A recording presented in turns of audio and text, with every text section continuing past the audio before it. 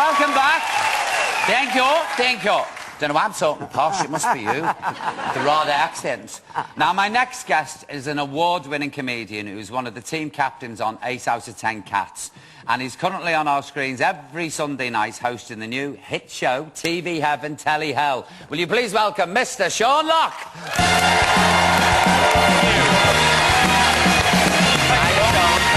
Best of luck with June. Hello, June.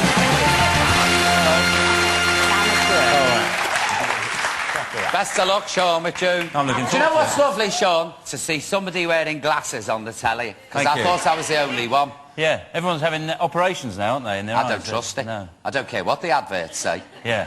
Seriously, it's like Scylla had hers done, and every time I go out with her, she goes, lend us your glasses. So you've just spent a fortune on having your eyes lasered. No, I couldn't handle that because they freeze your eye. That's not right, is it? Apparently you can smell it. Yeah. As to the... No.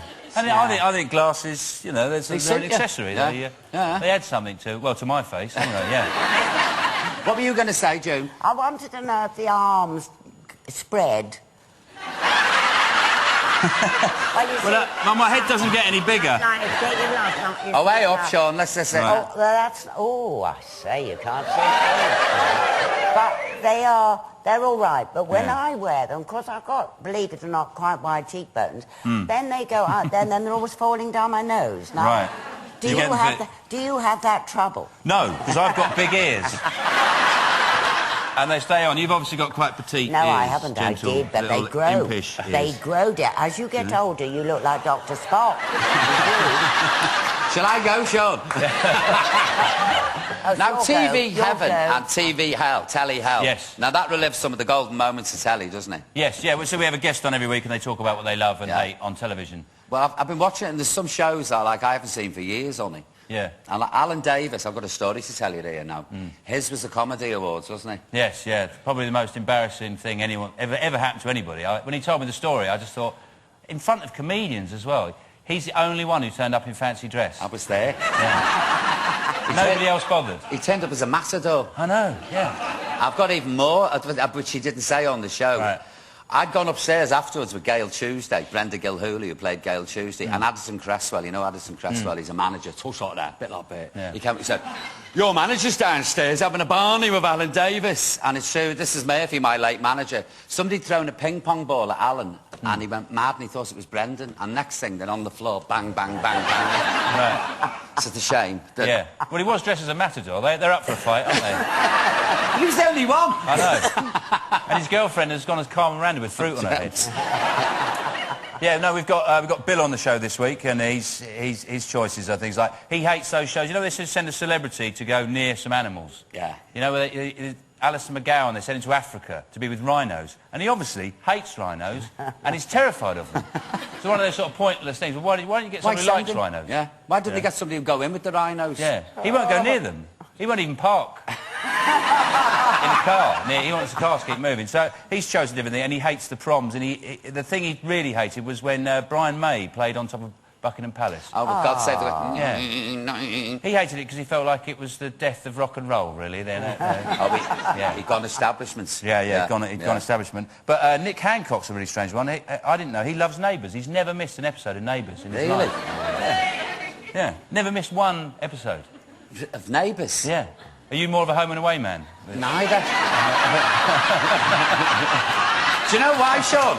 Because they're all so healthy looking. Yeah. I'm sat on the couch dipping toast in tea, and get eye, and there's muscles all over the place, and I hate you.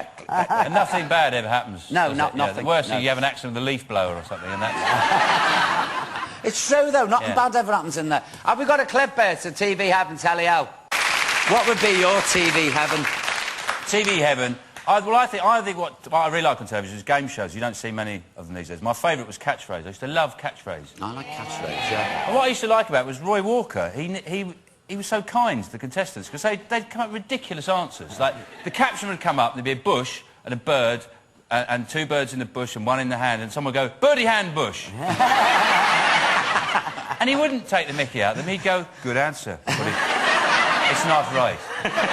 I mean, you could have really gone to town on something, just ripped them to shreds. But I used to love that. That was a great show. And at the moment, I have to watch a lot of CBeebies. So... Because of the kids. I could murder a tweenie. I had to do that once, and they sat me by a roaring fire to read a Christmas story.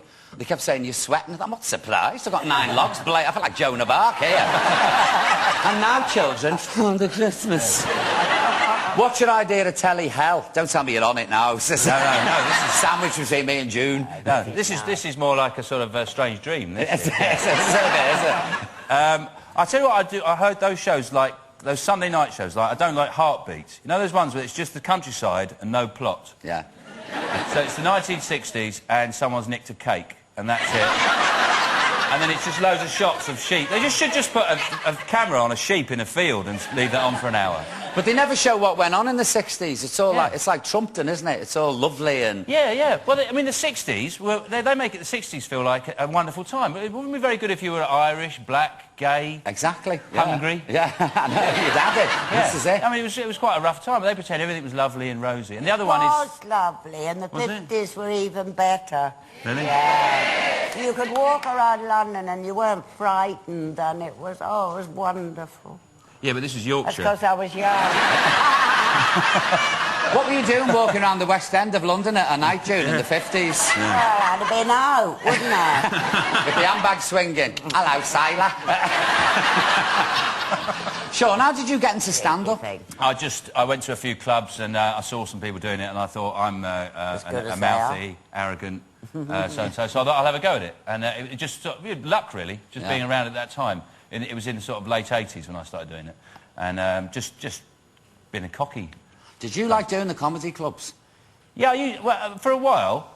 You know, after a while you get a bit fed up with it. But yeah, I used to enjoy it, yeah. There's a lot of them are heckle holes, aren't they? Yeah, You think, give them a chance to do the act. You know, you said, if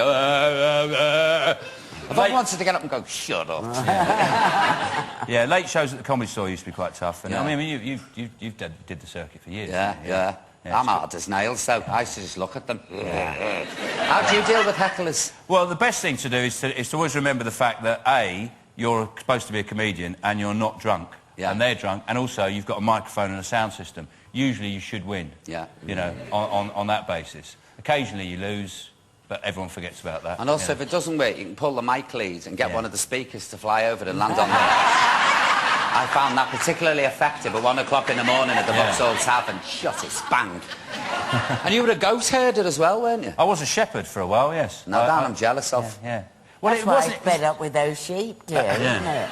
No, I was a shepherd, and actually, to be honest, it was a really stressful job. Yeah. Because goats, not sheep with goats, goats are mad. And a goat will take a disliking to you, and it just won't follow you. Yeah. This goat just took this one particular goat, who was obviously quite an influential goat. I've never said that before.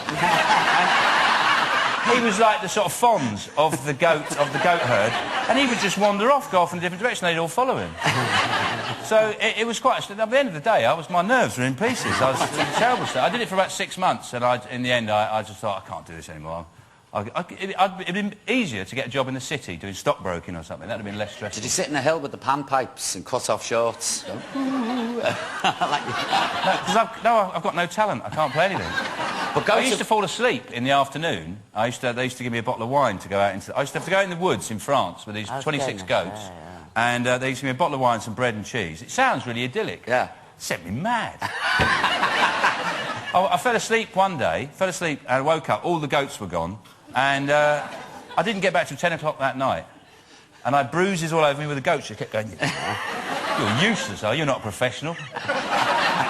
And they have funny eyes, don't they? Yeah. They like humanised goats. They look at you, with green eyes and go... Oh. Yeah, no, they really... Some of the goats, I really felt... I might have gone a bit mad, but I thought they really hated me. No, I've got 3, believe you me, and I've got 1. I've got to watch myself, Billy. His horns like that, June. You've got a goat? Yeah, a few times I've been over the fence. Well, you live in the country now. I do live in the country, we're knee-deep in snow. I can't wait to go home tonight. Are you doing another series? I've got to go... I'm getting it, I'm chatting it to Sean. Oh, OK, all right. Thank you, Jeff. Sean, I'm sorry. That's all right, pleasure. I was just going to ask you about the series. 15 Stories High. 15 Stories High. He's going... Oh, well, right, I'll ask you. You're doing another series of that No, we're not, quickly? unfortunately, no. No, BBC haven't recommissioned it? No. BBC, if you're watching, recommissioned 15 Stories High. It was brilliant. Thanks It really a lot, was. yeah. I identified with him. Thanks, His cynicism, I admired greatly. I'm coming! Sorry about this, Sean. I've been on a factory here. Ladies and gentlemen, please, let's hear it for Sean Locke. Thank you. It's terrible, Sean.